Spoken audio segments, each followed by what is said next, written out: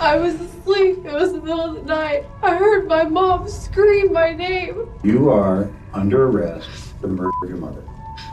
No one will tell me anything that's going on. Okay. Christmas Eve, 2007, Carnation, Washington. While most families were gathering to celebrate the holiday, wrapping last-minute gifts and preparing festive meals, the Anderson family home was about to become a scene of unimaginable horror. Michelle Anderson and her boyfriend Joseph McEnroe arrived at her parents' home carrying wrapped presents and concealed guns. What followed wasn't a holiday celebration, but a methodical execution. 6 family members, including Michelle's parents, her brother, sister-in-law, and their 2 young children, ages 5 and 3, were systematically murdered.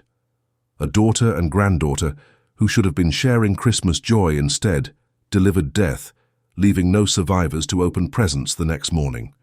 What drives a daughter to murder her own family? What psychological breaking point transforms the bond of blood into a death sentence? Welcome to Mind of a Killer, where we delve into the darkest corners of the human psyche to understand what drives people to commit the unthinkable. I'm your host, and today we're exploring one of the most disturbing phenomena in criminal psychology: daughters who kill their own families. If you're fascinated by the psychology behind family betrayal, hit subscribe now and join our community of true crime enthusiasts who seek not just the shocking details, but the deeper understanding of what creates these monsters among us. The bond between parent and child is considered sacred in virtually every culture around the world. It's our first relationship, the foundation upon which our understanding of love, trust, and security is built. When a child, particularly a daughter, violates this bond in the most extreme way possible, it shakes us to our core. It contradicts everything we believe about family, about protection, about natural order. Today we'll examine 4 cases that defy our understanding of family bonds. 4 daughters who, for reasons ranging from greed to mental illness to toxic relationships, made the decision to eliminate those who gave them life. What you're about to hear isn't just a recounting of gruesome details, though there will be plenty of those. This is an exploration of the psychological fault lines that run beneath seemingly normal families until they rupture catastrophically. We'll start with Rachael Mullenix, a California teenager whose rebellion against her mother's authority escalated to murder. Then we'll examine Nicole Nachtman, a college student whose deteriorating mental state led her to kill both her mother and stepfather. We'll return to Michelle Anderson's Christmas massacre that claimed 6 lives. And finally, we'll travel internationally to the case of Heather Mack, the American heiress who, along with her boyfriend, murdered her mother in Bali and stuffed her body into a suitcase. These cases force us to confront uncomfortable questions. How well do we really know our children? What invisible pressures build within family dynamics until they explode? Is there something uniquely devastating about a daughter's betrayal compared to a son's? Psychologists have identified several patterns in parricide, the killing of parents by their children. Some cases stem from years of abuse, others from mental illness, and still others from a cold, calculated desire for financial gain or freedom. What's particularly chilling is how many of these daughters maintained a facade of normalcy right up until the moment they struck. What do you think could drive someone to turn against their own blood? Share your thoughts in the comments below. Your perspective might shed light on aspects of these cases we haven't considered. As we examine each case, pay attention to the warning signs that, in hindsight, might have predicted the violence to come. The relationship tensions, the behavioral changes, the concerning partnerships. Perhaps by understanding these tragedies, we might prevent future ones. Let's begin with our first case. A teenage daughter whose rebellion turned deadly in the quiet beach community of Huntington Beach, California. Huntington Beach, California, a coastal paradise known for its pristine beaches, perfect waves, and affluent neighborhoods.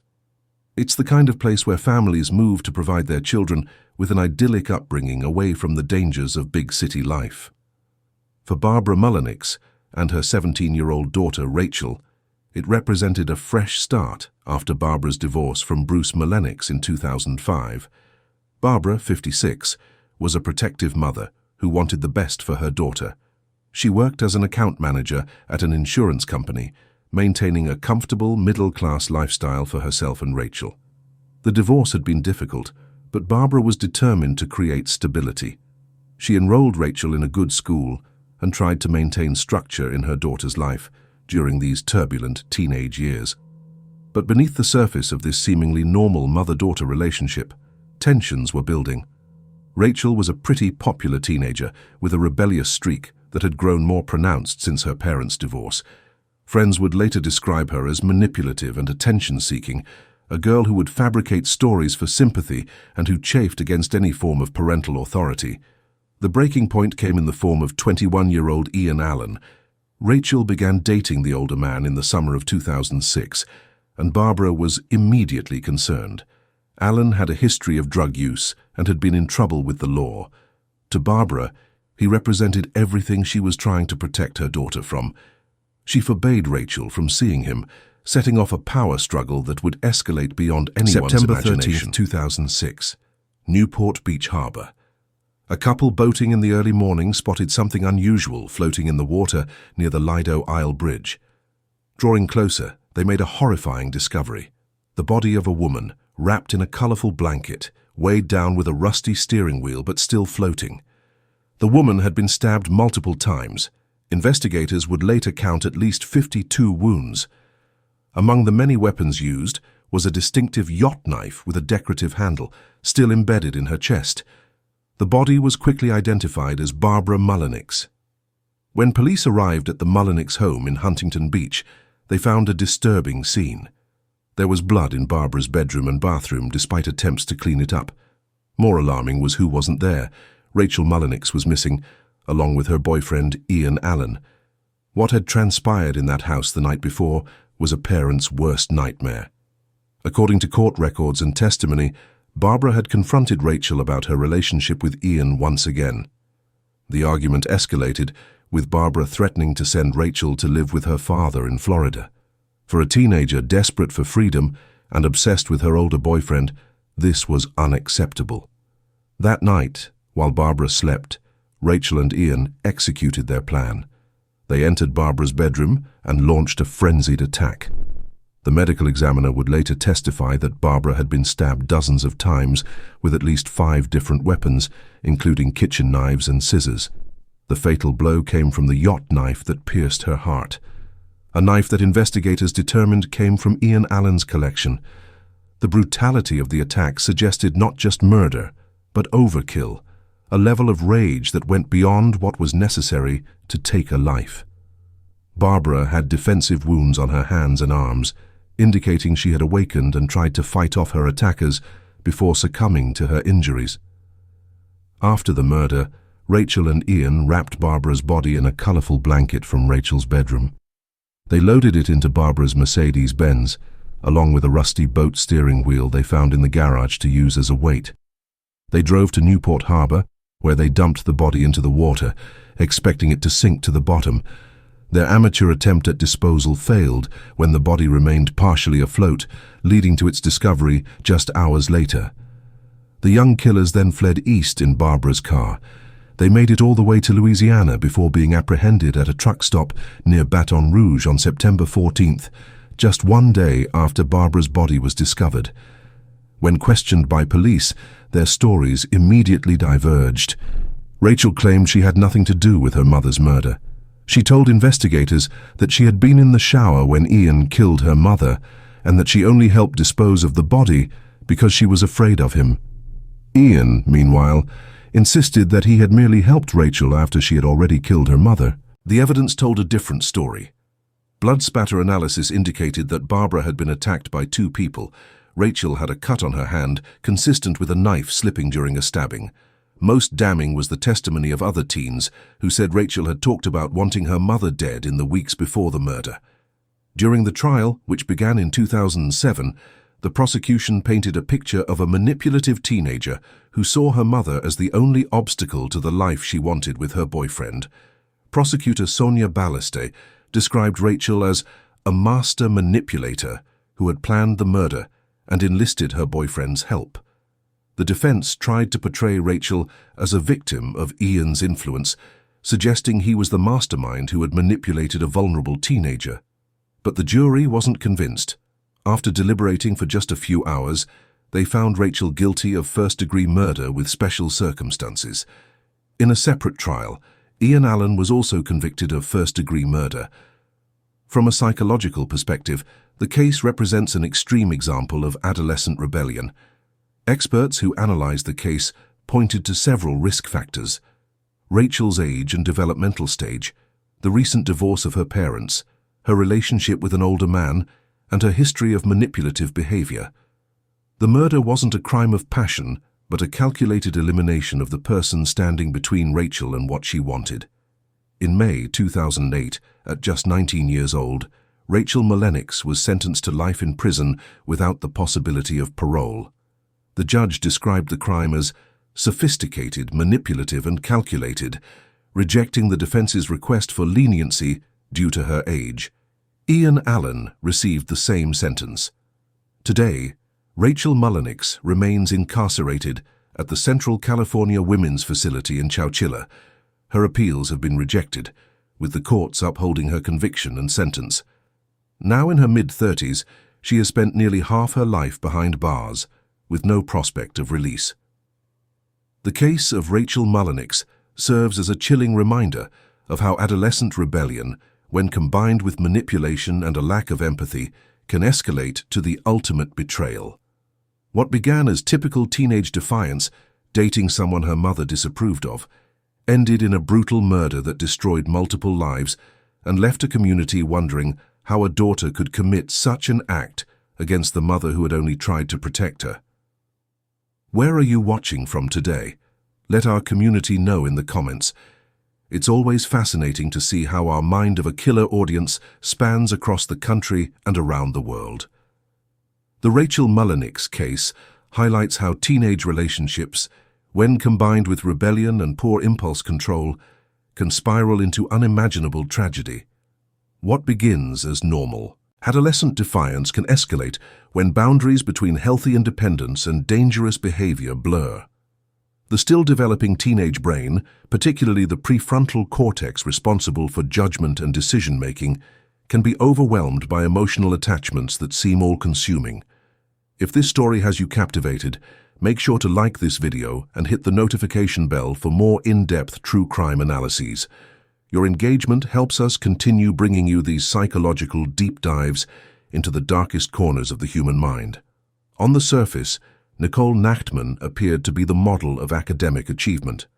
A 21-year-old Florida State University student majoring in criminology, she had graduated from high school with honors and seemed destined for success. Her social media profiles showed a young woman involved in ROTC with aspirations of a military career. But beneath this carefully constructed facade lurked profound psychological distress that would culminate in a shocking double homicide in August 2015. Nicole grew up in Carrollwood, an affluent suburb of Tampa, Florida. Her childhood was marked by her parents' divorce when she was young, after which her mother, Miriam Dienis, remarried Robert Dienis, a retired U.S. Army colonel. Miriam herself had a distinguished career as a naval officer, rising to the rank of captain before her retirement. She was known for her strict, military-like approach to parenting, an approach that would later become central to Nicole's defense. By all accounts, Miriam was an exacting mother who placed enormous pressure on Nicole to excel academically and maintain perfect appearance standards. Former classmates and family members would later testify that Miriam constantly criticized Nicole's weight, appearance, and academic performance. Nicole's older brother, Joseph Carey, described their mother as narcissistic and abusive, claiming she would belittle Nicole and make her feel worthless if she didn't meet expectations. This high-pressure environment took a severe toll on Nicole's mental health. As she progressed through her teenage years, she became increasingly withdrawn and socially isolated. By the time she reached college, she was showing signs of serious psychological disturbance. Roommates at Florida State University described her as odd and childlike. She spoke in a high-pitched voice, collected stuffed animals, and seemed unable to perform basic adult tasks. More concerning were her paranoid statements. She claimed her mother was trying to kill her, and that she could hear her mother's footsteps outside her dorm room, despite Miriam being hours away in Tampa. The summer of 2015 brought matters to a head. Nicole was struggling academically and had failed to secure housing for the upcoming fall semester. She was terrified of telling her mother about these failures, convinced that Miriam would punish her severely. According to later testimony, Nicole believed her mother would kill her if she found out. On August 20, 2015, Nicole's stepfather, Robert Dienis, 67, returned to their Carrollwood home alone. Miriam was still away on a business trip. As he entered the house, Nicole, who had been hiding and waiting, shot him multiple times with a 9mm handgun. She then dragged his body into the garage and attempted to clean up the blood. The following evening, August 21st, Miriam returned home. As she exited her car in the driveway, Nicole shot her mother multiple times. Neighbors heard the gunshots and Miriam's screams, prompting calls to 911. By the time deputies arrived, Miriam was dead in the driveway, and Nicole was nowhere to be found. What followed was perhaps the most bizarre aspect of the case, Nicole's behavior after the murders. Instead of fleeing, she returned to Florida State University as if nothing had happened. She attended orientation events, participated in ROTC activities, and even posted cheerful messages on social media.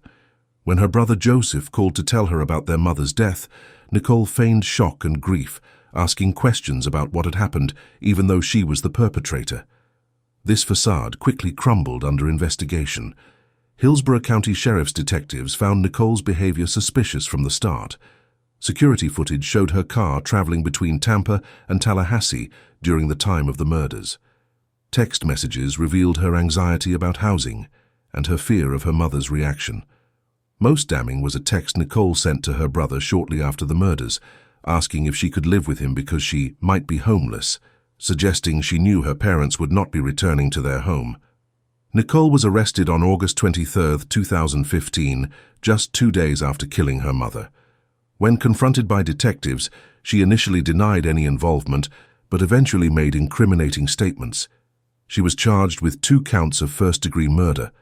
The trial, which began in August 2019 after years of legal preparations, centered entirely on Nicole's mental state. Her defense team never disputed that she had killed her parents. Instead, they mounted an insanity defense, arguing that Nicole suffered from severe schizophrenia and was in the midst of a psychotic episode when she committed the murders. The courtroom became a battleground of psychiatric testimony. Defense experts testified that Nicole had undiagnosed schizophrenia, characterized by paranoid delusions that her mother was trying to kill her. They pointed to her childlike behavior, social isolation, and bizarre statements as evidence of her deteriorating mental condition. According to the defense, Nicole genuinely believed she was acting in self-defense when she killed her parents. Prosecution experts countered that while Nicole might have had mental health issues, she was fully aware of the wrongfulness of her actions. They highlighted her elaborate attempts to conceal the crimes, waiting for her parents to arrive separately, cleaning up blood evidence, disposing of the murder weapon, and pretending to be shocked when informed of the deaths. These actions, they argued, demonstrated that Nicole knew what she was doing was wrong, the key legal standard for rejecting an insanity defense. The trial also revealed the extent of Nicole's psychological breakdown. Former roommates testified about her increasingly erratic behavior in the months leading up to the murders. She would have conversations with herself, express paranoid beliefs, and display severe anxiety about her mother's visits. One roommate recalled Nicole hiding in a closet when she thought her mother was coming to campus, saying, "She's going to kill me." Joseph Carey, Nicole's brother, provided some of the most compelling testimony about their dysfunctional family dynamics. He described their mother as emotionally abusive and controlling, particularly toward Nicole. According to Joseph, Miriam would threaten to withdraw financial support if Nicole didn't meet her standards, leaving her daughter in constant fear of abandonment. After a 2-week trial and 6 hours of deliberation, the jury rejected the insanity defense and found Nicole Nachtman guilty of first-degree murder for both killings. In September 2019, she was sentenced to life in prison without the possibility of parole. The case of Nicole Nachtman highlights the devastating intersection of mental illness, family dysfunction, and academic pressure.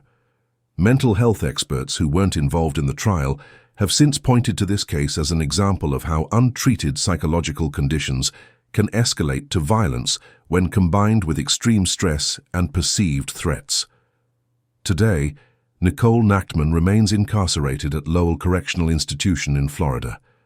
Her case continues to raise questions about the legal system's handling of mental illness, the difficulty in diagnosing conditions like schizophrenia before tragedy strikes, and the fine line between criminal responsibility and diminished capacity due to mental illness. What makes this case particularly haunting is the contrast between Nicole's academic focus on criminology and her own criminal actions, a young woman studying the very field that would ultimately be used to investigate, prosecute, and incarcerate her for the rest of her life. We return now to the case we briefly touched upon in our introduction, the Christmas Eve massacre that shocked the quiet community of Carnation, Washington in 2007. This wasn't just a murder, it was the systematic elimination of an entire family by one of their own. Carnation is a rural town about 25 miles east of Seattle, known for its dairy farms and peaceful countryside. The Anderson family had deep roots there. Wayne and Judy Anderson, both in their 60s, lived in a modest home on a wooded 10-acre property. They were well respected in the community. Wayne had worked for the Postal Service, and Judy was a long-time employee at the local post office. Their daughter Michelle, 29, lived in a mobile home on their property with her boyfriend Joseph McEnroe. This arrangement, allowing their daughter to live rent-free on family land, would later be cited by Michelle as one of many perceived injustices that fueled her rage against her family. Michelle's relationship with her family had been deteriorating for years. She harbored deep resentment toward her parents, claiming they favored her younger brother Scott and had failed to support her emotionally and financially.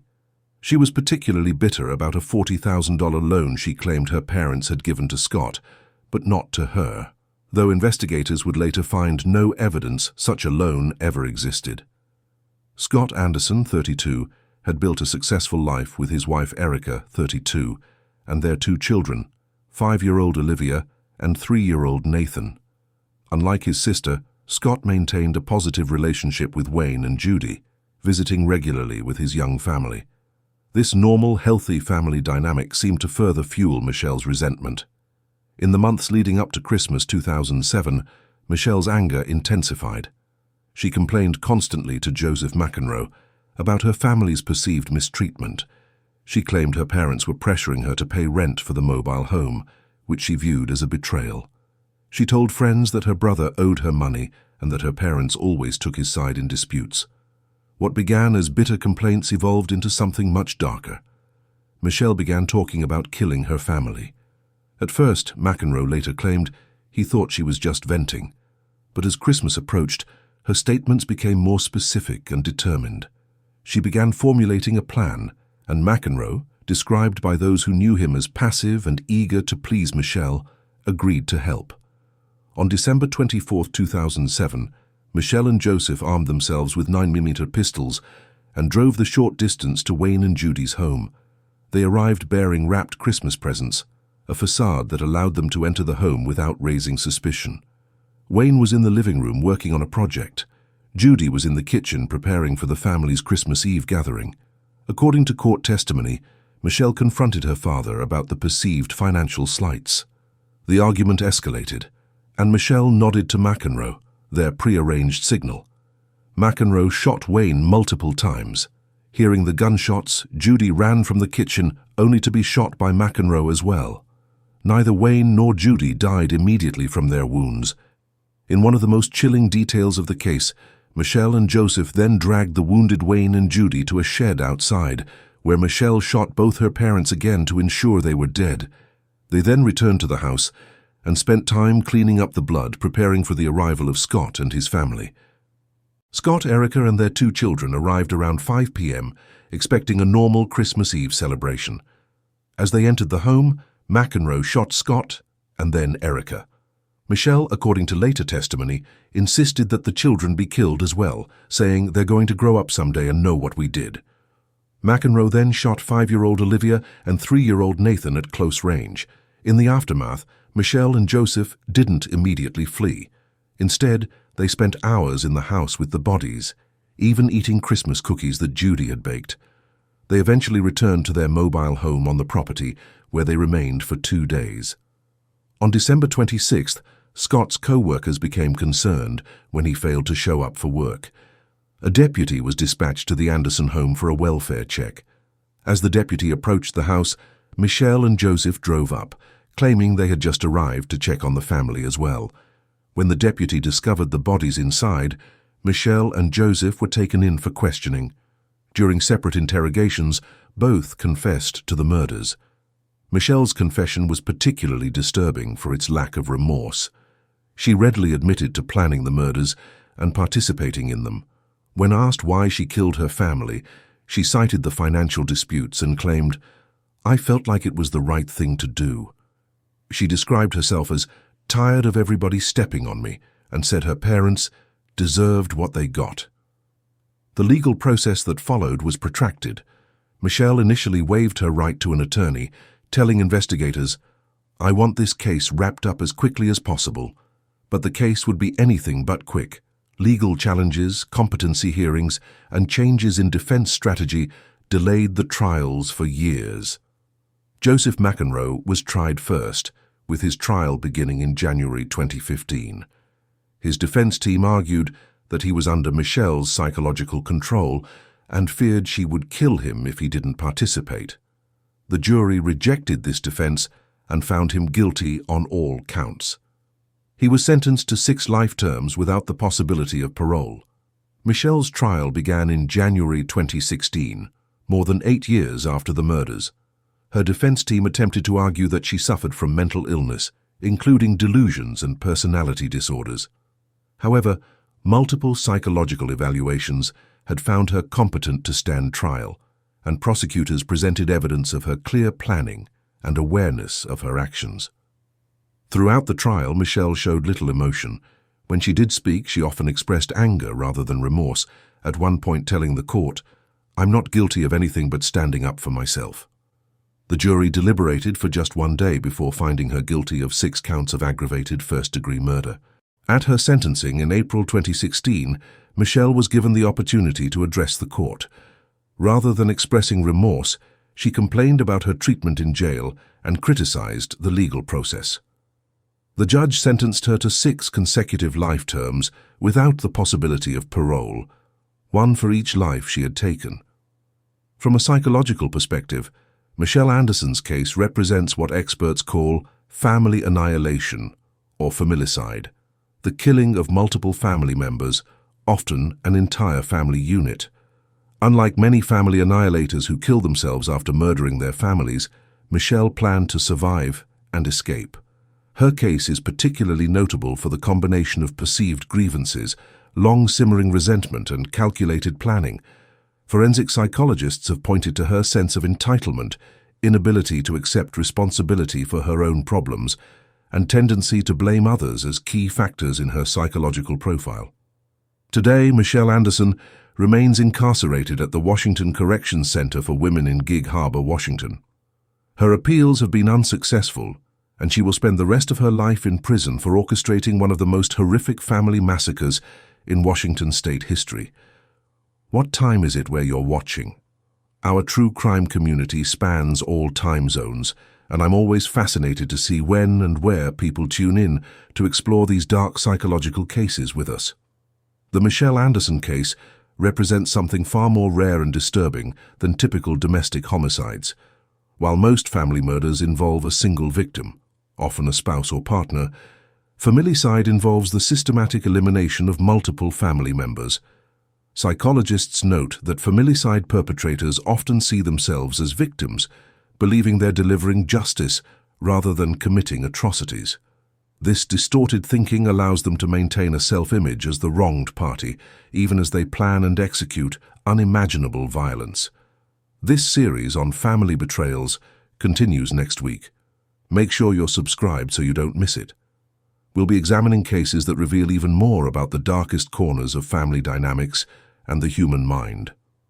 Our final case takes us far from American shores to the tropical paradise of Bali, Indonesia, where a luxury vacation turned into an international murder sensation that captivated global media.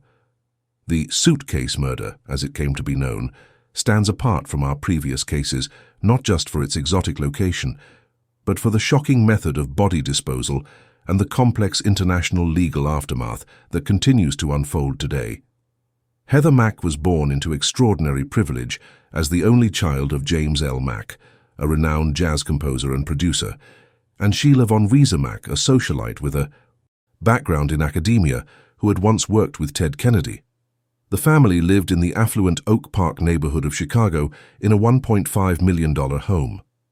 From the outside, Heather's life appeared charmed. Private schools, international travel, and financial security that most could only dream of. But behind the mansion walls, the Mack family was deeply troubled. James suffered from colon cancer and died in 2006 when Heather was just 10 years old, leaving her a substantial inheritance held in trust. Following her father's death, the relationship between Heather and her mother deteriorated dramatically. Police were called to their home dozens of times for domestic disturbances, with Sheila reporting that her daughter was increasingly violent and uncontrollable. By her teenage years, Heather had been diagnosed with mental health issues, including depression and borderline personality disorder. She was expelled from multiple schools for behavioral problems and drug use. Despite these challenges, Sheila continued trying to maintain a relationship with her daughter, taking her to therapy and on international trips that she hoped would broaden Heather's horizons and improve their bond. Enter Tommy Schaefer, a 21-year-old aspiring rapper whom Heather began dating when she was 18. Sheila strongly disapproved of the relationship, believing Tommy was interested in Heather primarily for her inheritance, which was estimated at around $3.5 million. Sheila's attempts to separate the couple only intensified Heather's determination to be with Tommy, creating a toxic triangle of resentment and conflict. In August 2014, Sheila and Heather traveled to Bali for what was supposed to be a healing mother-daughter vacation at the luxurious St. Regis Resort in Nusa Dua. Unbeknownst to Sheila, Heather had secretly arranged for Tommy to join them, using her mother's credit card to purchase his plane ticket. When Tommy arrived at the resort on August 12th, Sheila was furious, leading to a heated argument in which she reportedly threatened to cut Heather out of her will. What happened next would shock the world. In the early hours of August 12, 2014, Tommy entered Sheila's hotel room where an argument ensued. According to later testimony, the confrontation escalated until Tommy grabbed a heavy metal fruit bowl and struck Sheila repeatedly in the head, killing her.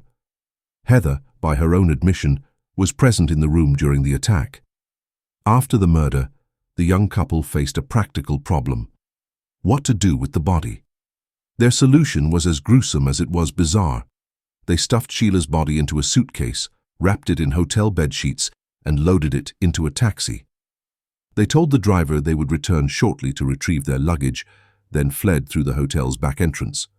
Hours later, when the taxi driver became suspicious about the abandoned suitcase, he alerted hotel security. When staff opened the suitcase, they discovered Sheila's battered body inside, setting off an immediate manhunt for the missing couple. Heather and Tommy didn't get far. The day after the murder, police found them at a budget hotel near the airport, apparently preparing to flee the country. They were arrested and taken into custody by Balinese authorities. During initial questioning, they claimed they had been taken hostage by an armed gang who killed Sheila. But this story quickly fell apart under scrutiny.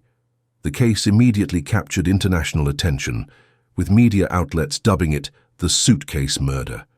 The combination of a wealthy American family, a tropical paradise setting, and the gruesome disposal method created a perfect storm of lurid fascination. Adding to the drama was the revelation, shortly after her arrest, that 19-year-old Heather was pregnant with Tommy's child. The Indonesian legal system presented significant challenges for the American suspects. Indonesia has strict drug laws and harsh penalties for violent crimes, including the death penalty for premeditated murder. Neither Heather nor Tommy spoke the language, and they found themselves navigating a foreign legal system with different procedures and standards than those in the United States. During the trial, which began in January 2015, prosecutors sought the death penalty for both defendants. Tommy admitted to killing Sheila, but claimed it was not premeditated. He testified that Sheila had become enraged when he revealed Heather was pregnant, and that she had threatened to kill the unborn child and had used a racial slur against him. Tommy is black. In a moment of rage, he said, he struck her with the fruit bowl. Heather's defense was more complex. She claimed she had hidden in the bathroom during the attack and only helped dispose of the body out of love for Tommy. However, hotel CCTV footage showed the couple calmly moving the suitcase containing Sheila's body, and text messages between them suggested prior discussion about killing Sheila. In a surprising development, Heather gave birth to a daughter, Stella, in prison in March 2015, while her trial was still ongoing. The baby remained with her in her cell, as is allowed under Indonesian law. In April 2015, the court reached its verdict. Tommy Schaefer was found guilty of premeditated murder and sentenced to 18 years in prison. Heather was convicted of being an accessory to murder and received a 10-year sentence. Both were spared the death penalty, with the judges citing Tommy's remorse and Heather's need to care for her young daughter as mitigating factors. Life in Kerabokan Prison, a notoriously overcrowded facility in Bali, presented unique challenges for Heather as she raised her daughter behind bars. She created a somewhat controversial social media presence, occasionally posting videos and photos that showed her dancing with other inmates or celebrating her daughter's birthday. These posts led to criticism that she wasn't showing appropriate remorse for her role in her mother's death. In an unusual arrangement, Heather entrusted Stella to an Australian woman living in Bali when the child was 2 years old, allowing her to live outside the prison while still visiting her mother regularly. This decision was reportedly made to give Stella a more normal childhood. In a surprising turn of events, Heather was released from prison in October 2021 after serving just 7 years of her 10-year sentence. Her early release came as a result of sentence reductions for good behavior, a common practice in the Indonesian justice system. She was immediately deported to the United States with her daughter, then 6 years old. However, Heather's legal troubles were far from over. Upon arrival at Chicago's O'Hare International Airport on November 3, 2021, she was arrested by federal agents. A U.S. grand jury had indicted her on conspiracy to kill a U.S. national, conspiracy to commit foreign murder of a U.S. national, and obstruction of justice. These charges were based on evidence that Heather and Tommy had planned the murder before traveling to Bali. As of 2025, Heather Mack remains in federal custody awaiting trial on these new charges, which could result in a life sentence if she's convicted. Tommy Schaefer continues to serve his 18-year sentence in Indonesia. The case of Heather Mack stands as a stark reminder that wealth and privilege offer no immunity from the darker impulses of human nature. It also highlights the complex international dimensions of criminal justice, where a crime committed in one country can lead to prosecution in another, and where cultural and legal differences can significantly impact outcomes. As we reflect on these 4 cases of daughters who killed their family members, several disturbing patterns emerge. Despite their different backgrounds, from Rachael Mullenix's middle-class California upbringing to Heather Mack's Chicago wealth, these young women share commonalities that offer insight into the psychology of family murder. Age appears as a significant factor. All 4 women were young when they committed their crimes. Rachael was 17, Nicole 21, Michelle 29, and Heather 19. This aligns with research showing that parricide, the killing of parents, most commonly occurs either during adolescence or early adulthood, periods of identity formation and increasing independence that can magnify family conflicts. The motives, while varied, revolve around common themes: perceived control, financial gain, and escape from family dynamics. Rachael Mullenix killed to free herself from her mother's authority over her relationship. Nicole Nachman acted out of fear and paranoia, fueled by her mother's strict expectations. Michelle Anderson cited financial grievances and perceived favoritism toward her brother.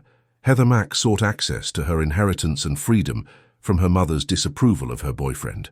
Their methods reveal different psychological states.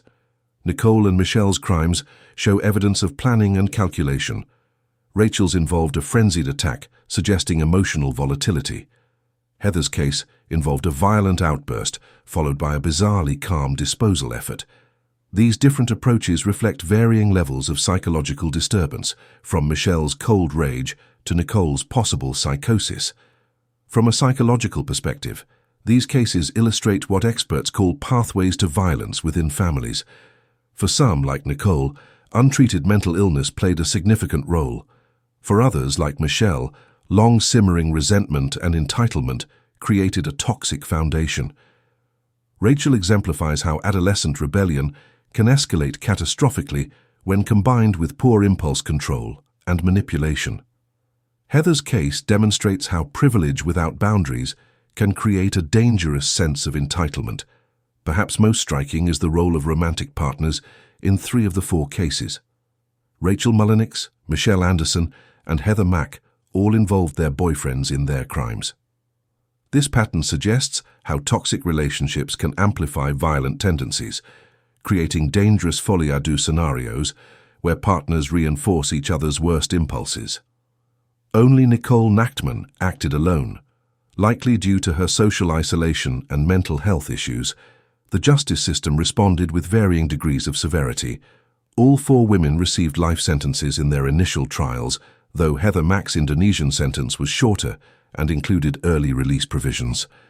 These outcomes reflect different jurisdictions' approaches to young offenders and the role of mental health in criminal responsibility. Nicole's case particularly highlights the ongoing challenges in how our legal system addresses severe mental illness in criminal contexts. As for rehabilitation and redemption, the prospects appear limited. Michelle Anderson's complete lack of remorse suggests little potential for meaningful change. Nicole Nachtman's untreated mental illness complicates any rehabilitation efforts. Rachael Mullenix has exhausted her appeals while maintaining her innocence. Only Heather Mack, having served time and been released in Indonesia, had a brief opportunity for a second chance, one quickly curtailed by federal charges upon her return to the United States. These cases force us to confront uncomfortable questions about family dynamics, mental health support, and early intervention. In each instance, there were warning signs: Rachael's manipulation, Nicole's deteriorating mental state, Michelle's growing resentment, Heather's escalating conflicts with her mother. These red flags went unaddressed until it was too late. What's the weather like where you are today? Let's see how diverse our Mind of a Killer community truly is. Whether you're watching from sunny California, rainy Seattle, or somewhere across the globe, your perspective enriches our understanding of these complex cases. If you found this deep dive into family betrayal compelling, please share this video with someone who appreciates thoughtful, true crime content. Subscribe now for more carefully researched stories every week. By examining these darkest aspects of human behavior, perhaps we can better recognize the warning signs and prevent similar tragedies in the future.